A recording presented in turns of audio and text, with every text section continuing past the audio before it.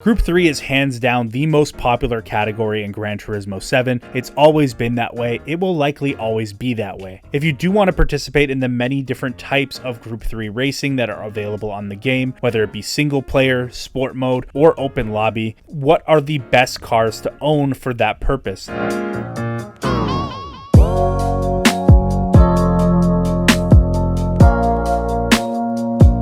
Now, I know many of you may already own all of the Group 3 cars, and for that purpose, I'm going to be providing you guys with optimal setups for every one of the cars I'm naming in this video, and I'm going to be breaking down which scenarios these cars work best in. There's going to be a lot of good information in this video, so I really hope you guys enjoy. Be sure to leave a like, comment if you do, and also subscribe, click the notification bell, all that fun jazz. Without further ado, let's get into the top 5 best GR3 cars that you absolutely should own. At the 5th spot, I have the BMW M6 GT3 or the BMW M4 GT3. Now, I know what you're thinking. The BMW M4 GT3 is not a car that's currently available in Gran Turismo 7, and you would be correct. I'll get into why I have that listed here in a few minutes. The BMW M6 GT3 that is in the game, the reason I have it 5th on my list is because this car will always be good on BOP. For some reason, Polyphony Digital has a sick sexual fantasy with making sure that this car is as overpowered as possible at all times. There has never been a period in GT Sport or GT7 where this car has been bad, and for most of its life it's also been in the meta conversation, including today currently. If you want a reliable car to use that's good for pretty much any racetrack on BOP in any scenario on BOP, this is the car that you want. This car is often the meta car on a lot of tracks that have high speed corners. It also retains a pretty solid top speed for a front engine car. For other aspects of the game like performance points racing or maxed out racing or just its general stock performance, the car is slightly above average. I wouldn't call it a standout by any means. It's probably closer to average than it is to meta in those scenarios.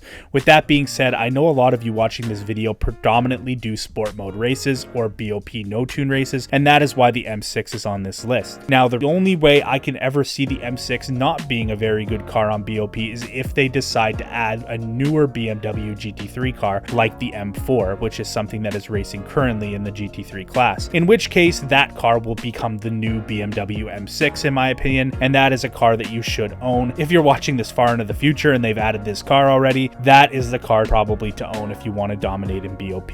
Number 4 on my list, I have the Porsche 911 RSR. How can I not put this car on the list? It's the most popular Group 3 car in the game, as Porsche is probably the most popular brand in the entire game, and this car in its current state on BOP basically does everything well. It's probably tied with the Lamborghini Huracan for the best mid-engine car on one lap pace, and it is one of the easier GT3 cars to drive as well, because it's one of the more modern GT3 cars in the game, kind of alongside the BMW M6. I know it's not modern in general, but it's one of the more modern ones in Gran Turismo. This car will be available in almost every single league that you enter as well, which is a plus. And the reason I have it over the M6, even though the M6 might be a little bit better on BOP, this car is a much better performance car at its base, whether it be with stock power and weight, maxed out racing in Group 3. The Porsche just does a little bit better than the BMW in those scenarios and is easily one of the best mid-engine cars to drive. It's super easy, and this car is as popular as it is for a reason, I'll put it that way, and there's really not too much else to say about it. A car that is just a little bit less popular than that, but can be argued as even more formidable, is the Ferrari 458 Italia GT3, which I have at number 3 on our list, which leads a little bit more into being extremely strong on base performance as well as maxed out. This car is one of the strongest maxed out 800 pp GT3 cars in the entire game. The rotation on it is immaculate. It feels amazing to drive, and on BOP it's a very solid car. It's definitely not in the absolute top of the meta, but the one thing that puts this car above the Porsche for me is also the fact that it is by far the best GT3 car in the rain. If you are running this car in a race that has rain enabled, you know there's going to be a torrential downpour at some point in the race. If you're able to hang around in the dry and keep this car up in the lead pack, when it starts raining, you're going to blow away the rest of your competition. Even the other mid-engine cars that are very similar to this one, the Ferrari just excels in that scenario a lot. So if you take all of that into consideration, strong on BOP,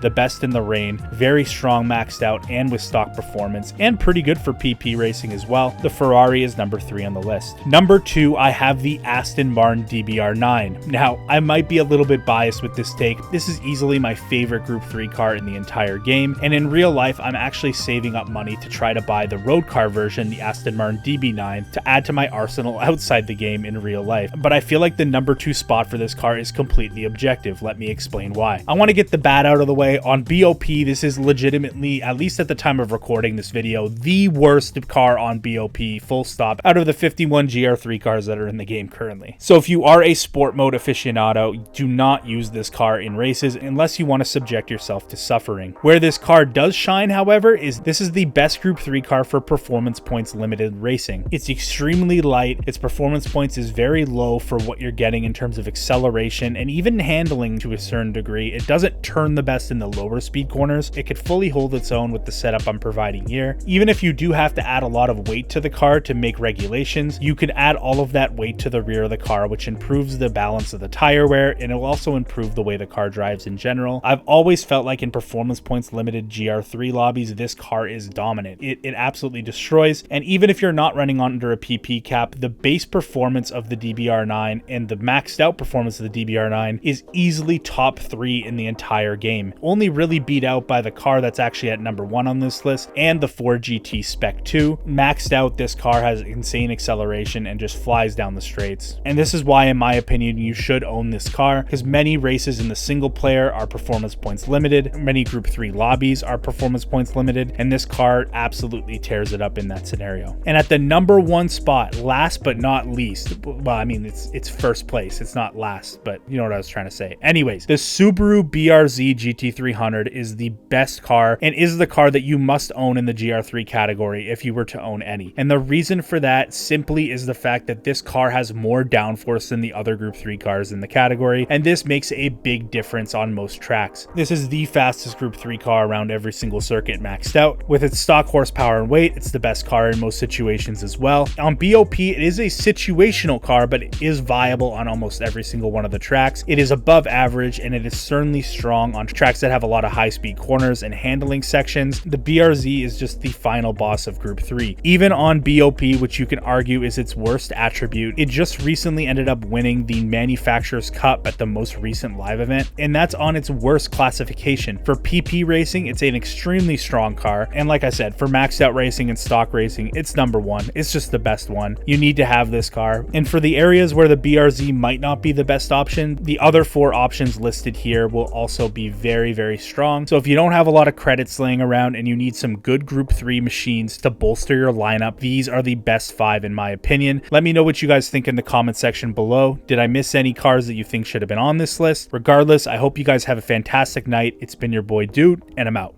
Peace.